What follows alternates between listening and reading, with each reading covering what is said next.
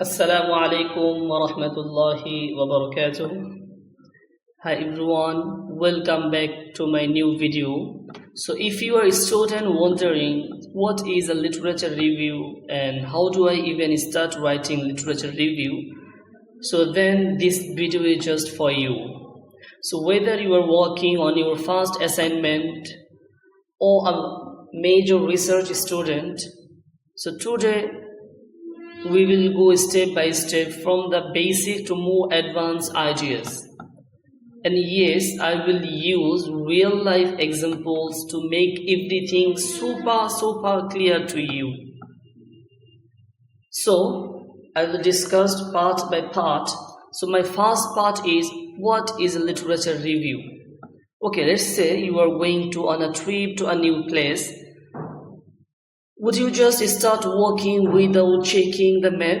Of course not. You would use Google Map to see what routes are available and where the traffic is and what places people have already explored. A literature review works just like that, because basically the literature review shows what researchers have already been done and what is they still unexplored and where your study will go next. So this is called overall a literature review. So now let's come to the part 2, this very important part in writing literature review, that's called summarizing versus synthesizing. Many students think writing a literature review is just saying the author 1 found that, and author 2 said that, and author E said that. That's called summarizing, not literature, that's synthesizing. It's not enough. Let me show you a better way. Imagine the 3 nurses worked on the same ward.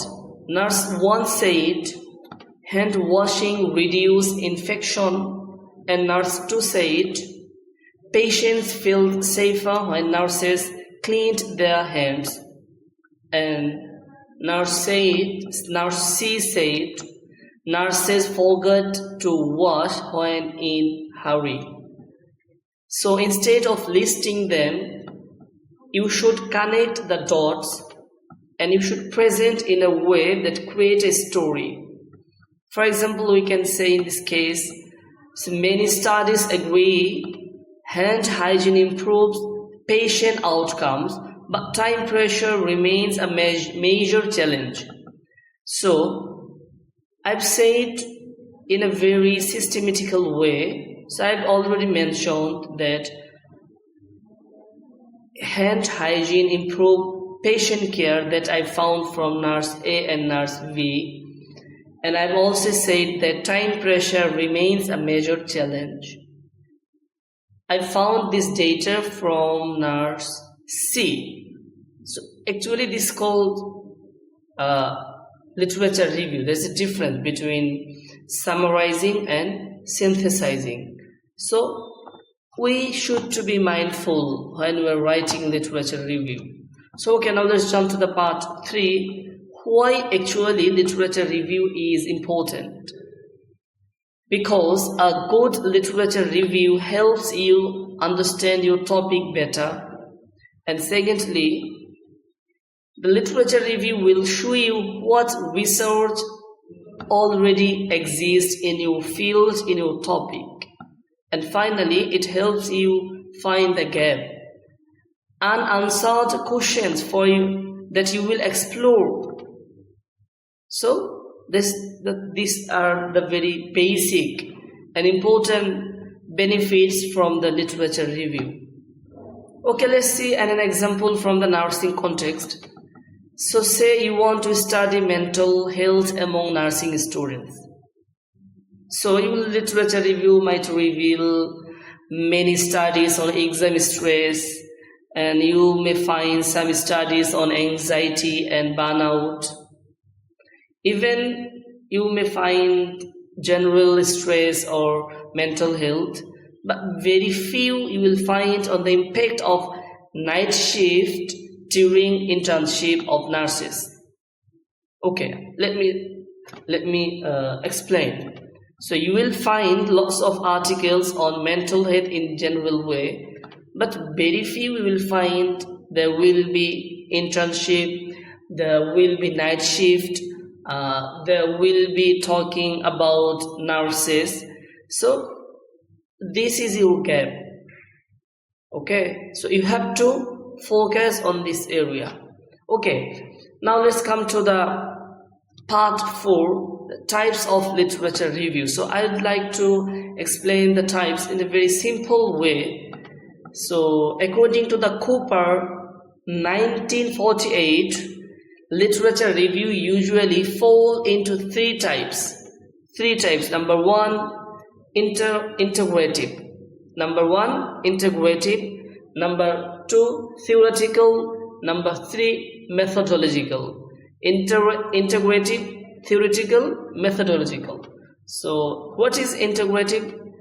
Actually, it combines results from many studies to find general conclusions. So you can reach general conclusions from various studies, like comparing 10 recipes and finding out most use onions and garlic. Okay, second one is theoretical. Basically, it compares and critiques the concept of ideas. This is very important. Students should focus on this type, theoretical. So because it critiques and it criticizes and compares, like asking, is person-centered more effective or holistic care? Okay, person-centered care is more effective or holistic care. Just like asking the questions and you are finding answer from the previous studies. Now let's come to the number 3, methodological.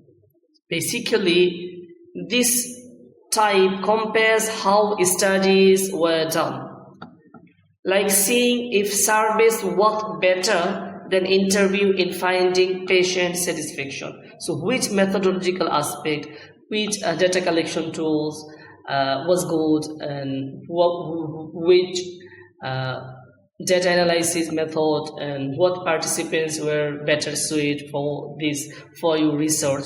So these kinds of observation or finding actually fall into methodological part. Okay, now this is very important part of the literature review is outlining. So when you can outline literature I study, then you definitely will be able to write a good literature review. So okay, let's talk outlining. It's kind of foundation of a good review.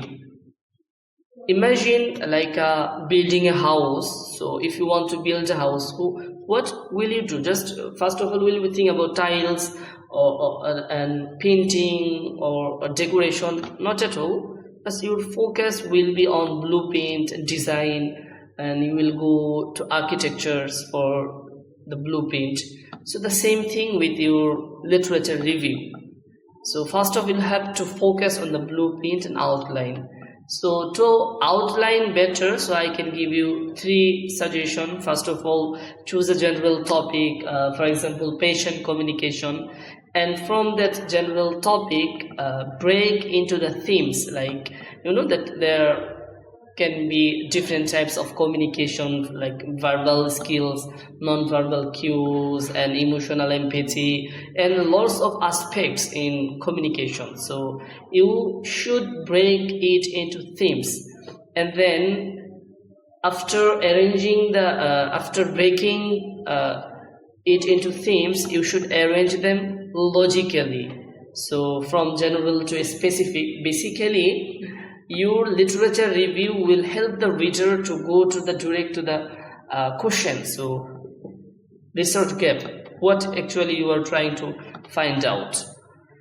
Okay, now let's come to the final part or important part of the literature review. This is called organize your reviews. So how should you organize your literature review? So there are 3 very common methodological common systems, we can say that. One is topical, second one is thematical, third one is impact based. So topical starts from the broad topic and it gradually being narrowed down, so that we usually do.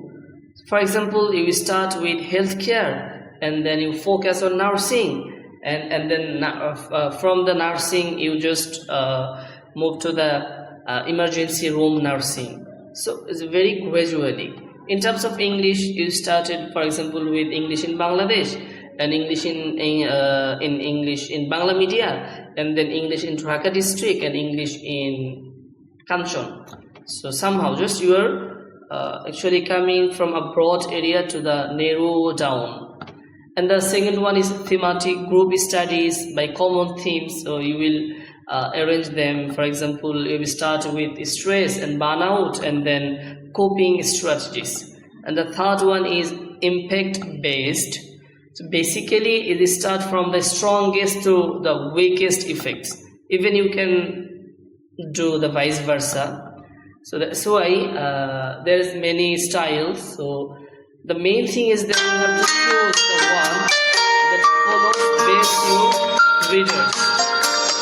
So that's the point actually.